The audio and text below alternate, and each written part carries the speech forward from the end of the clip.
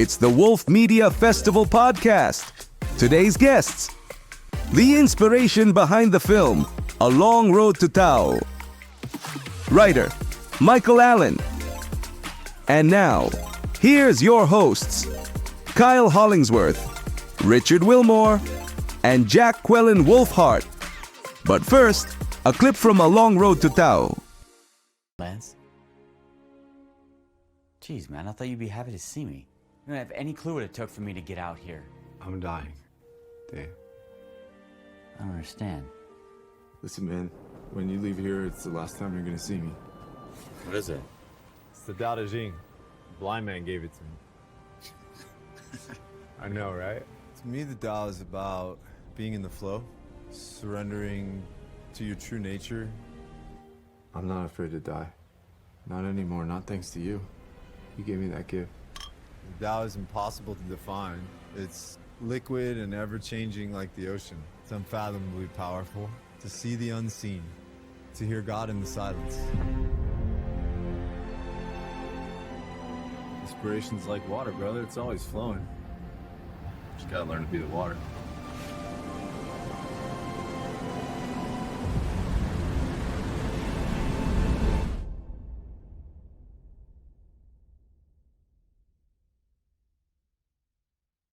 Long Road to Tao is the story of a struggling, stuck writer who is shaken to learn that his best friend, who mysteriously disappeared from the pro surfing tour years earlier, is gay and dying of AIDS.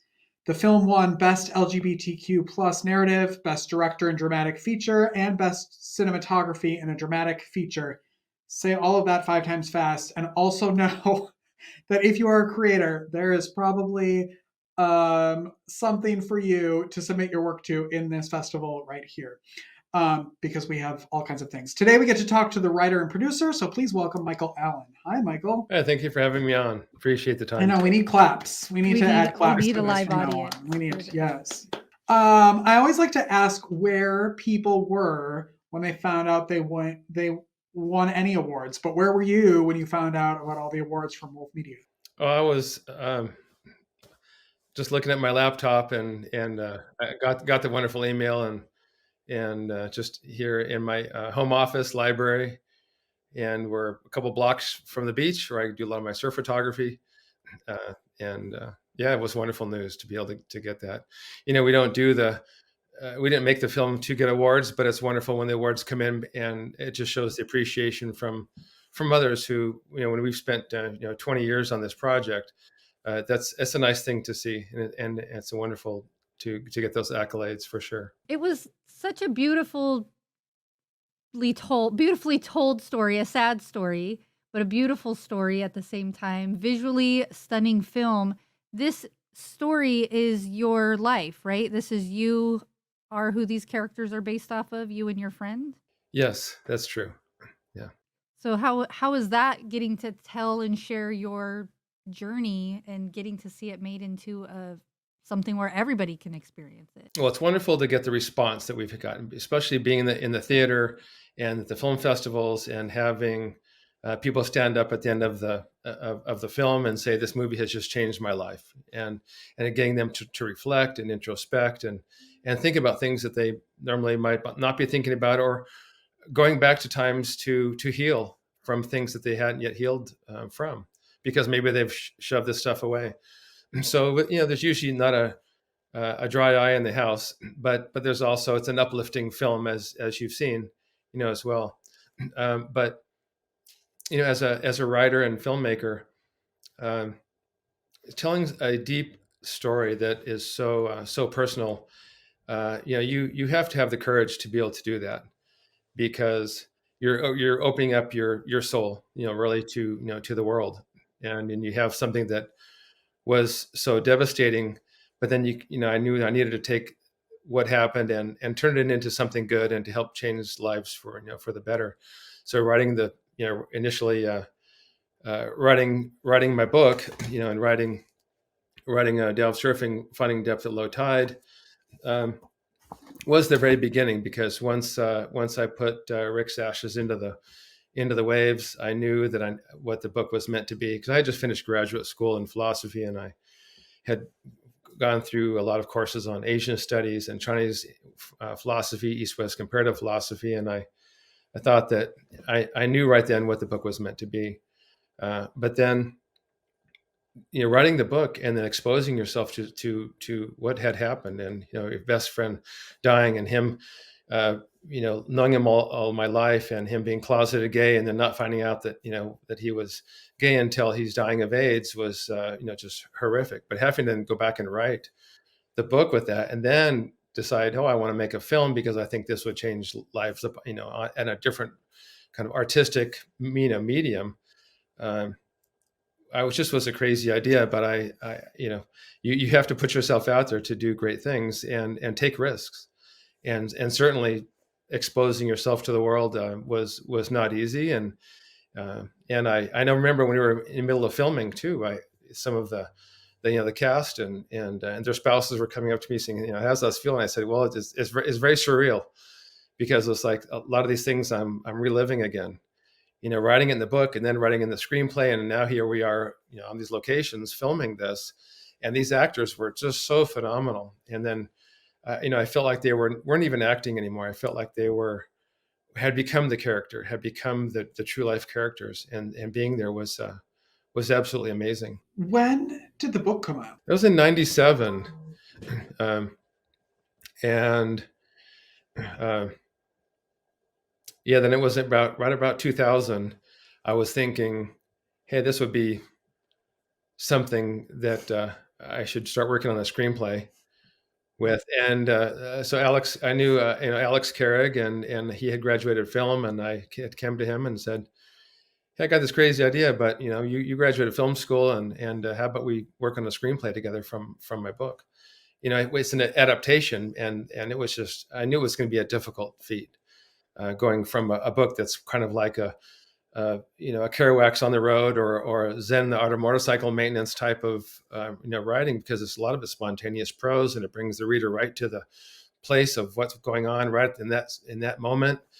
But here we stuck it out, and through a lot of tough times too. But I'm so glad that we never gave up, and I think that's one of the things that people come up to us and say, thank God you guys never gave up on this project, because now you have something phenomenal to show the world. Is the book still available? Yes, it is. Yeah, it's on Amazon.com, and you can go to the Tao of Surfing, TaoSurfing.com website, TAO of Surfing.com, and you can find a couple places to be able to purchase it through there. So I want to go back to the talking about visually what the film was. Ahead of time, I had mentioned to you how beautiful it was. Richard mentioned that it won a cinematography award, and I know that you are a photographer and do photography with surfing. Did you do any of the videography of the film that was taking place in the water, or did you only do the behind the scene photo shoots and things like that? Oh, yeah, you're right. I did do some of the behind the scenes still photography, and my son Dane also helped with that. But as far as for the surf photography and water photography, I did probably about 95% of that myself. And then I had my son in the water with me as safety crew, because he's also a full waterman, safe, and he's a surfer.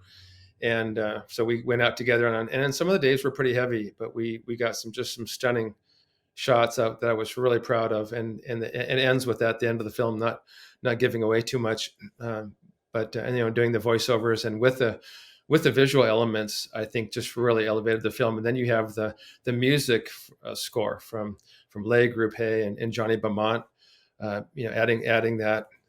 It just was, music and the cinematography and the acting and the locations, and it's all combines as into the art. They're all those separate pieces of art. You combine that, and if you can construct it in the perfect way, then you get what you've seen, what we have here. When did you fall in love with filmmaking, and why? And what made you fall in love with water and surfing? Well, I was born in Santa Monica, Southern California.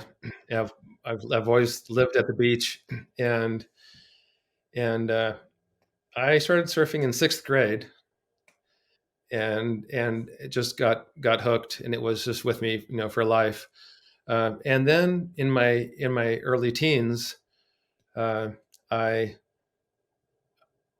loved photography already, but I just thought, as I was surfing, I thought I want to film out here in the water, and so I got some water housings, and eventually some cameras came out with.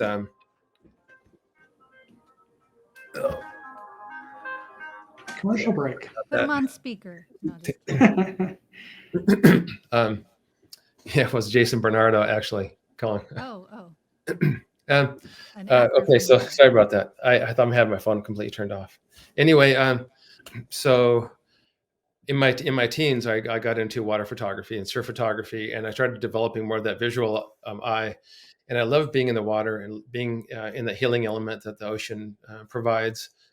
And then I got just more and more into, even in just kind of right before filming our movie, and I got some more higher end equipment and some really beautiful shots with my wave photography, and it just kind of took a whole new level. And now I started doing fine art surf photography and doing large prints, and then but also then video, doing really high end video of the waves as well.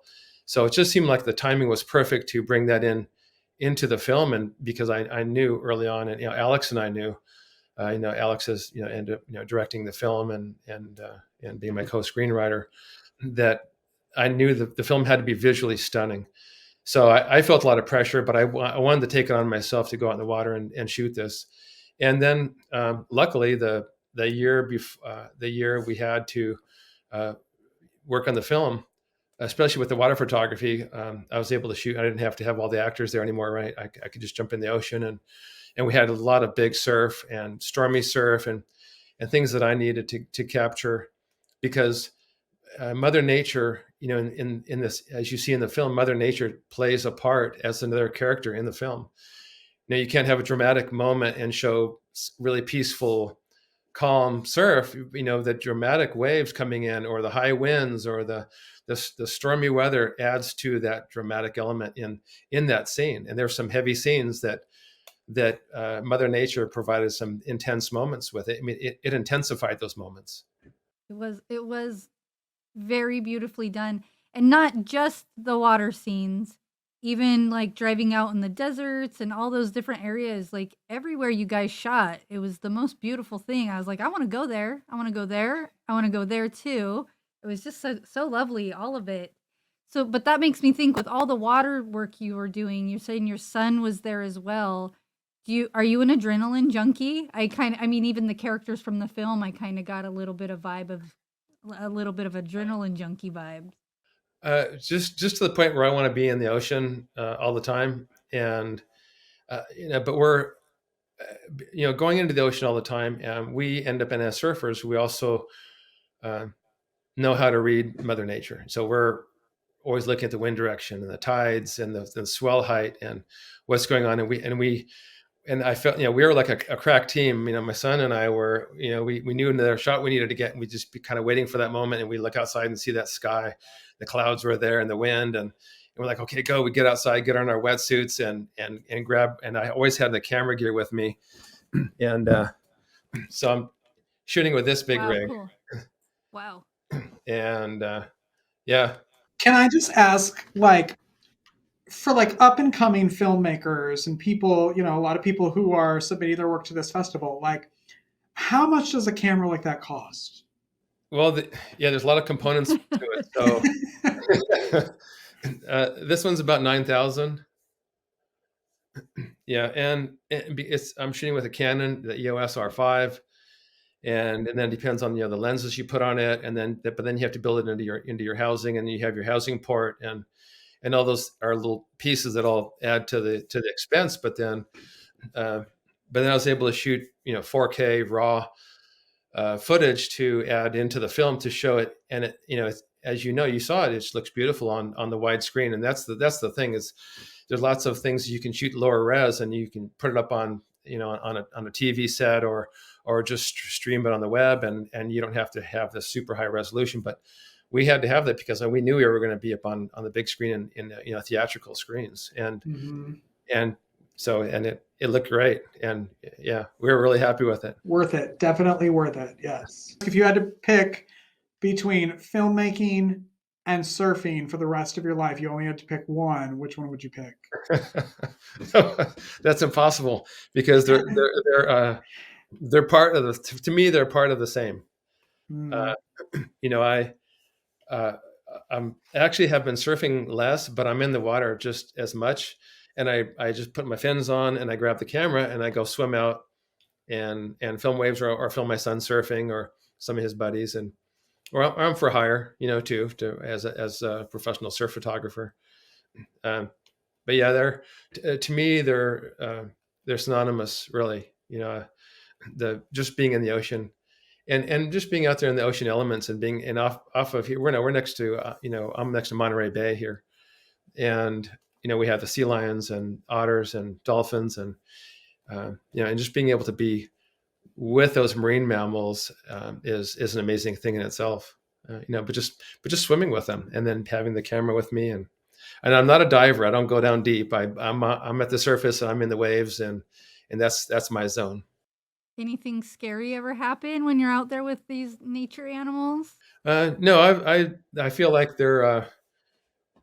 they come in and come in and say hello, and then they know we're there and we have a mutual respect for each other. But no, it's all been really nice, and I think we develop an instinct too to know when maybe it is time to get out of the ocean for some reason. If we don't see something, there's kind of another sense that we listen to when we're out there.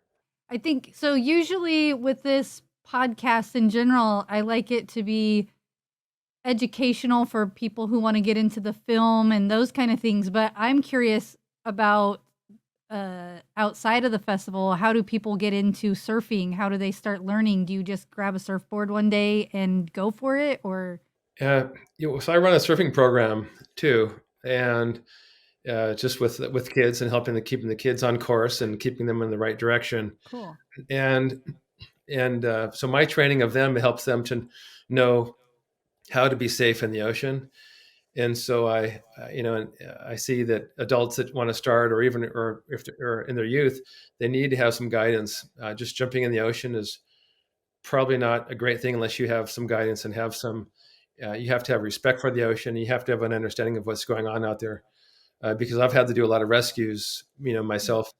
I'm also a wilderness medic, first responder too. I have that certification, Cool. and then I teach wilderness surfing medicine as well, wilderness surfing first aid. So it's always looking at who's coming in the water, and lots of times I'll maybe stop someone who I can tell hasn't maybe their first time in the water, or that they don't have the skill to be out there on that size of a day, and I'll talk to them before they get too far out there and just kind of give them a chat and tell them who I am, but in a really friendly way. Tell them I'm watching out for their safety, and and that's I'm sure they don't want to have to be rescued, and I don't want to have to go rescue them either.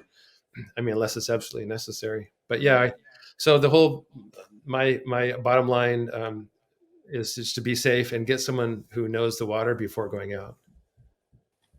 Good advice. That would not be me. I don't even know how to swim. So You don't? I don't. We're gonna Oh, wow. teach you. I We're gonna have know. to have Michael come and teach you now. Yeah. Everybody says that. I'll teach you. We had talked before or earlier, I think it was before we started recording, about the therapeutic and the health benefits of photography and what you get from it as a huge proponent of arts and health and arts for your health. I want to talk about that a little bit and what you get out of it.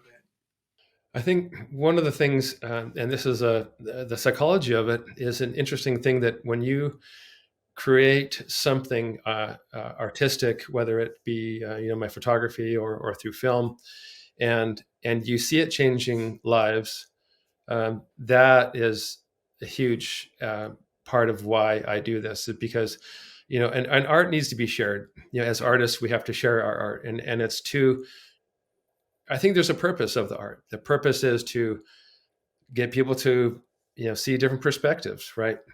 For film and from photography, and hopefully it elevates their level of thinking or brings them into places they've never been before. And then hopefully it expands their minds. And I mean, our film is to open hearts and minds, and I think that my photography does that as well. And hopefully it brings them some enlightenment. I mean, our film actually has, we call it the 3 E's: to enlighten, educate, and entertain.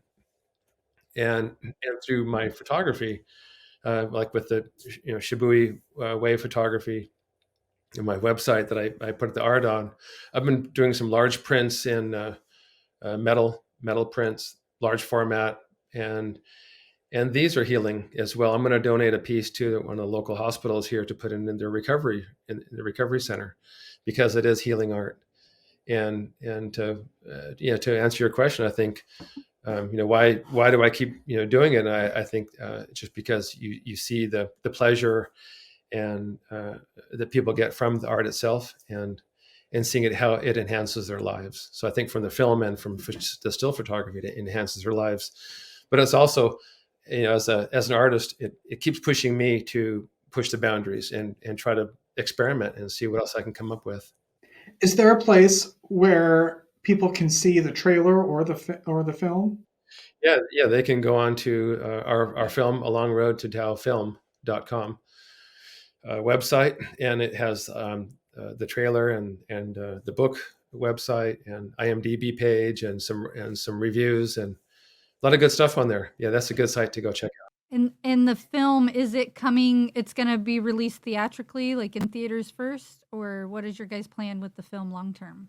I'm not sure yet. We are just doing a lot of events now. We've been invited to do a lot of events. A lot of it's supporting gay rights, LGBTQ, AIDS awareness, and we're being invited with some really phenomenal groups that have invited us in to do to screen the film and to do a Q&A and discuss the film and to continue enhancing lives with the film and educate. I mean, we're in a time right now where, my God, we need to educate all the way through. Yes. So I don't want to try to get political or anything here, but I do have some questions about how your character was portrayed in the film and things like that. You didn't ever seem like you were anti-gay or anything like that, but when you found out, or when the character found out that his friend was gay, I remember the statement he said, like, it's not like you're gay or something, like, just so oblivious. And do you feel like that was like truly how you felt as a person at that time? I mean, this is the 90s, right? Early mid 90s. Yeah, Do you like feel like that was late 80s and yeah. was that your like real mentality? I was a kid back then, so I didn't really see it the way adults were going through it. So I'm just curious of your like real life perspective of that. The common question I get is how true to to the book, and then remember that the screenplay is an adaptation to the book, and we preserve the philosophy, and that they also had to build out the characters that existed, but not so much in maybe in the original in the book, not in Dow Surfing. Mhm. And so by the time I found out, then that Rick was dying of AIDS, it was just a more of a acceptance, and nothing else mattered really. And so what you see as Casey Dean and Jason Bernardo in the film portraying the Dane and Lance, Dane, we had to write it in so that Dane's has to, his character arc, he has to come to terms with, oh my God, I'm finding out my friend's gay, and so I think for me, it wasn't such a I mean, it was horrible to find out that he's dying, of course, and dying of AIDS. What a horrific disease, but also, the reality is that my parents, the way I grew up, my parents had their gay friends over for dinner, and I grew up in Southern California, so if that's already like pretty forward thinking. I mean, most of California is anyway, and but we had to write in for the film to show that Dane was right. He's not anti-gay, but you remember early on in the beginning of the film, he makes a comment as a gay couple passes by, but it's not a hate comment, but it's just kind of like recognizing that they're gay. But that sets off. Now when he finally finds out that his friend's gay and he's closeted gay, that it's a shock to him in the film. It wasn't. I think wasn't so much of a shock to me. I mean, I had no idea, but it wasn't. Now it was. It was already past that. It was like, now what can I do to help him? He's dying. Yeah.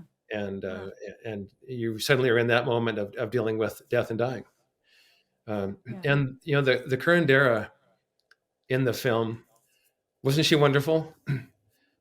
She's the one who was beside Jason Bernardo, at Lance when he's dying. But she came in with her dress and her the feathers and all of her implements to help him transition during that death scene. And she is a real curandera. She is really a healer. She's a third generation healer. And so when Alex and I were talking with our casting director, I said, I really want to get a real person for this. I don't want an actor who's trying to do this. And we found her locally in Las Cruces because we were filming, in southern New Mexico. And we met her and just fell in love with this lady. Was just so wonderful. And then we come to find out that in the 80s that she had worked with AIDS patients in the 80s. And I couldn't believe that we could get someone to come into the film and also have that background and play that part. It was just kismet. It was stunning. meant to be. Yeah. That's amazing. Man, I would like to have her on. She's probably got some stories to tell. She would be wonderful. I want somebody, now that we're doing these events with the LGBTQ community, I want to fly her out and have her be part of the Q&A, because when we had our film debut in Las Cruces at the film festival there, and she was there, and we had some wonderful questions, but she was just right on it. She knew all the background and the history of the AIDS epidemic, and she was just great to have. What a beautiful lady. Yeah. What do you think he would say about all the success, all the advocacy work that you've been doing since this has come out, and the fanfare that this film has created? Oh goodness. I'm just happy to see that it's helping people's lives, and that it's. I guess we were hopeful to get more involved with the LGBTQ community, and now here we are, and that's. I'm so very grateful, and that we can show that, not only just show the film, but through the film that we're able to enlighten and educate as well, because remember, this is the late 80s, and now we have the different generations that are never lived through that, the younger generations that never really don't know much about what happened during that time, and now we're able to educate them too. But it's also says, hey, this is about acceptance, and this is about love, and this is about taking care of your loved ones, your best friends, and it doesn't matter what type of lifestyle that they have, but you have this wonderful relationship with them, and so that's what we're preaching, and but we also want to let them know what was going on at that time. Because it was. To this day, there's still closeted gays, which I just can't believe. But here we are in this, political turmoil still, and so many years later. And so the timing of it, I think, is just perfect for the film. Absolutely perfect, because of all the political timing that's going on. I think there couldn't have been a better time to just go out there and say, "Hey, look at this," You have many ways to connect with you and all of the things that you're involved with. Can you tell everybody your list of websites and ways to contact you? Oh, yeah, right on the longroadtodowfilm.com site. That's right on our film site. You can find out a lot there. And we're on A Long Road to Dow Instagram, and we have our what else? The Shibui Wave Photography .com site for the photography and for the healing art, and also Shibui Wave Photography Instagram. And I think those are think those are the main ones. From there, you can get to a lot of the other links. But yeah, we're still in the doing the film festivals, but now a lot of big priority of doing the LGBTQ community events, and then I know you're asking about distribution earlier, and so right now we're not sure, because of these events. It's giving us more, and things like what we're doing right now, giving us more publicity and exposure, and then we can start talking with some distributors and see how we can get this out to the world. It's amazing. I really hope to see good things from it. I can see the world needs this kind of film right now. I think it's really important. It's got a lot of good messages in it. I wish we could talk to you longer, because I would love to hear more of your personal journey of Tao. And you had a lot of Native American things sprinkled in there, a lot of Native American teachings. Oh, So goodness. I always love when I see that, and when it's done right. So I love that, and I would love for you to come back someday so we can talk on I would that love to side come of back and we things. can continue our conversation. Absolutely. Yes, but for now, we will let you go. It was so wonderful talking to you. Thank you so much. Yes, thanks Yeah. for being here. Thank you.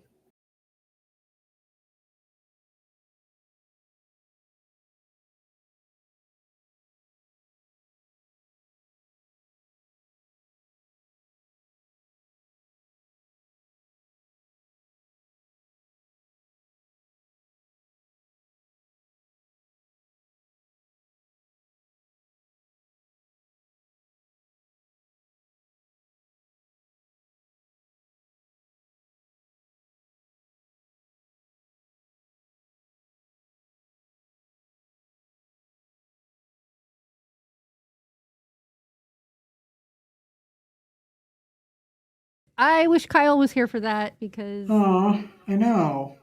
she's living her best life at the moment, and that was such a good. I really feel like we could have talked to him so much longer.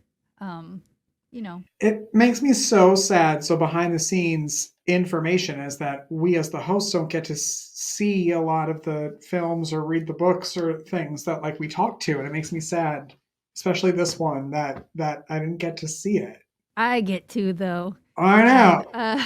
let me tell I'm you going to this. start my own film festival so I get to see them. So you could see. I know. I want to figure out a way to. Well, I think like once January comes, then I'll be able to do things my own way. But until then.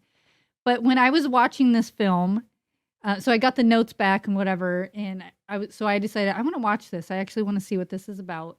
And I watch it, and then I watched another guest we have coming on, James Quinn, had submitted another film, and so I watched his, which was a short horror, right after it. And all my husband saw and heard was like the first few minutes of the one film and then the last few minutes of the next film. And he was like, "What did you think of that?" Not knowing it was two films. And I was like, I knew he was talking about the first film. And I was like, oh man, it was so pretty. It was so really well done.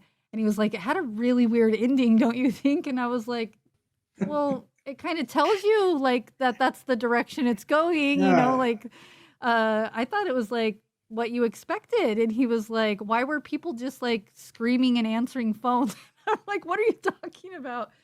So wrong film, but yeah, I thought that was hilarious. Yeah. But that's the joys I get as being, background of the festival. But yeah, I hope that you and Kyle get to start seeing a lot of these projects, because there's some like mind-blowing, like this one is a life-changing film in my opinion. So it sounds like it. Yeah, it's a good one. It's a one I think the world will learn from. And there's a lot of love and kindness. So that's what we need. Speaking of love and kindness, you should love our podcast, and it'd be very kind to like, share, subscribe, and follow us. Absolutely, do that. And why do I look so handsome? Is that what you said? Yeah. But first, buy my handsome host a coffee. Come on, you guys. Yes. Look at you. Just look so beautiful. Why are you just always just like this beautiful little angel? It's the lighting. There's a lot of lighting happening here, and it washes me out. I've got like Madonna lights in here, so no, in real life, I look like I'm 300 years old. I feel like every time you have like blues and like the bluish green colors that you wear, like those are either I'm just like really love those colors or they are just so your jam. Because every time you wear them, I'm like, look at this most beautiful supermodel. Maybe it just matches like everything that's happening. So then it. Well, kind I of- think you're just a beautiful angel. So Well, I accept think it. you're a beautiful angel. Oh, thank you. I'm a devil, but thank you. And goodbye, everybody. Halloween's over. Bye, everyone. Wolf Media Festival Podcast with Kyle Hollingsworth, Richard Wilmore, and Jacquelynn Wolfheart. Produced and edited by me. I'm Jacquelynn Wolfheart. Don't forget to check out the links in the description to find ways you can connect with our guests. Thanks for checking us out today and tuning in every week wherever you get your podcasts.